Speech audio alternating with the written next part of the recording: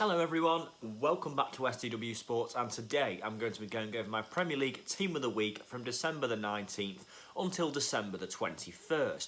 Of course, it's now Boxing Day, so this video is a little bit late, but better late than never, and there hasn't been another match day played yet. The first game kicks off at 12:30 between Leicester and Manchester United. But going though, December 19th to 21st, 4-3-3 formation as usual. Goalkeeper, Alphonse Areola. To be fair to Alphonse Areola, he's having a good season in goal for Fulham. Fulham at the start of the season were shipping goals left, right and centre. It was looking like Fulham could be one of the worst teams in Premier League history, but to be fair to Scott Parker and Fulham, they have turned it round. They're starting to pick up points. They got a good point away at Newcastle last week, a 1-1 draw with 10 men for a bit of the game as well. Areola was brilliant in goal. He commanded the box well. He saved everything that was required. He generally had a good game. I've got to say he was goalkeeper of the week for saving his side a point. Right back, James Justin. I will admit, I was proven wrong about James Justin. Last season I was saying he's not good enough for the Premier League. He's too much of a downgrade on Ricardo. But to his credit, he's been very good these last few months. He's filled in anyway. He's versatile. He does a job wherever he plays. Against Tottenham in Leicester's 2-0 win last week, he was absolutely brilliant. He was everywhere. He just generally had a good game. Certainly a better game than his opposite right-back, Serge Aurier. But yeah, fair play to Justin, though. He was brilliant, and yeah, he deserves all the praise for this performance. And yeah, he is proving me wrong at the moment, so full credit to him. And again, this was another brilliant performance from him, really. And for me, Leicester's performance of the season so far. Centre-back, Tosin and Adebayo. I think that's how you say it. I'm sorry, Fulham fans, if it's not. Very complicated name to say, but no, Adebayo was absolutely brilliant against Newcastle as well. Another Fulham player. Brilliant. Centre-back, disciplined, did his job really well. He had a really good game for them at both ends as well. Very good stuff from him, and yeah, he was a big part of why Fulham got a point, so fair play to him. And Fulham need more defensive displays like this if they are to have a chance of staying in the Premier League this season. So yeah, fair play to them. Centre-back, Thiago Silva. Another man who, has probably proven many people wrong, really. After watching his nightmare debut against West Brom a couple of months ago, I really thought Thiago Silva was done. Passed it over the hills, a silly signing for Chelsea. But full credit to Thiago Silva. He's come back and he has been superb this season. I mean, he's showed the leadership. He showed why Frank Lampard signed him in the summer. This is why Chelsea need the experience at centre-back. Absolutely brilliant performance from him. He scored and he kept a clean sheet, so I really can't fault him on this occasion. He's having a very good season right now, Thiago Silva, and that's full credit to him at 36 years old in arguably the difficultest league in the world. He deserves a lot of credit. Left back, Charlie Taylor.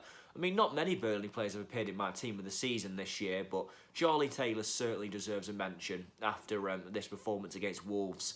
He was brilliant. He was up and down the flank. He got an assist for the first goal.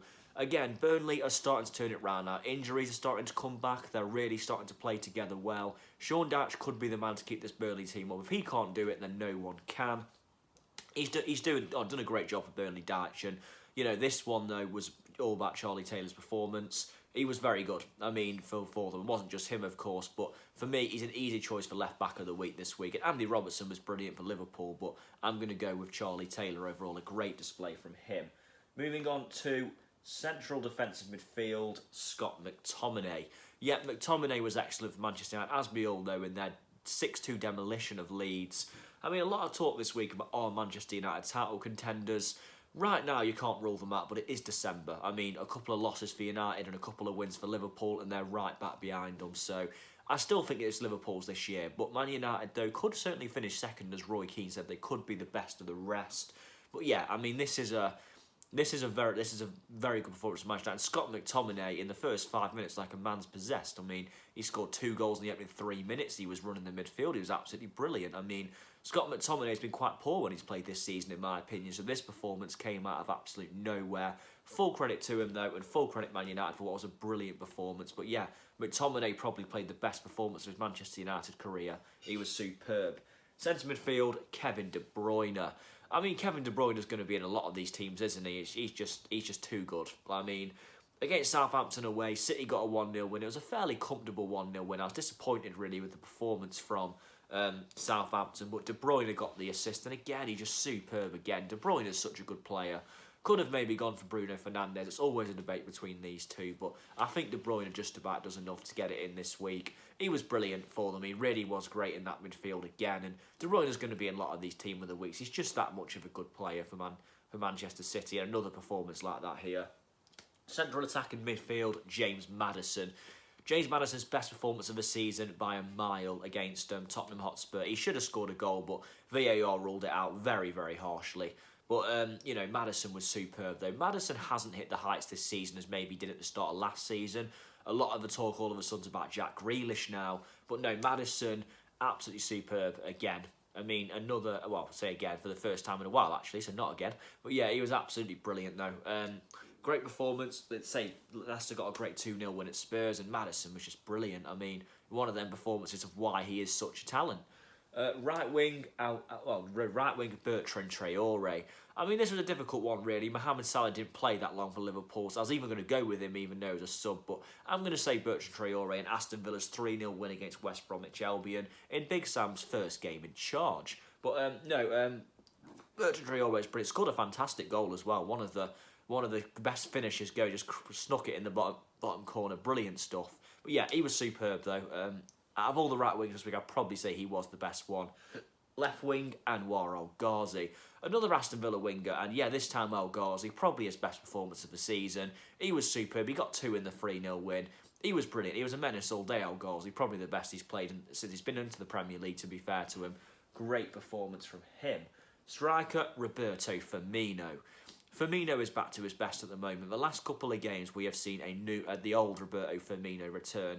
It's difficult to fault a striker who, you know, has won the Premier League and Champions League in the last couple of years, but as a player, Firmino just hasn't always been the same up front. I mean, we understand the job he does for the team, but in terms of in front of goal, it hasn't been good enough, no matter what, if you're a natural striker or not. But to be fair to Firmino, absolutely brilliant against Palace, and his first goal especially, so well taken.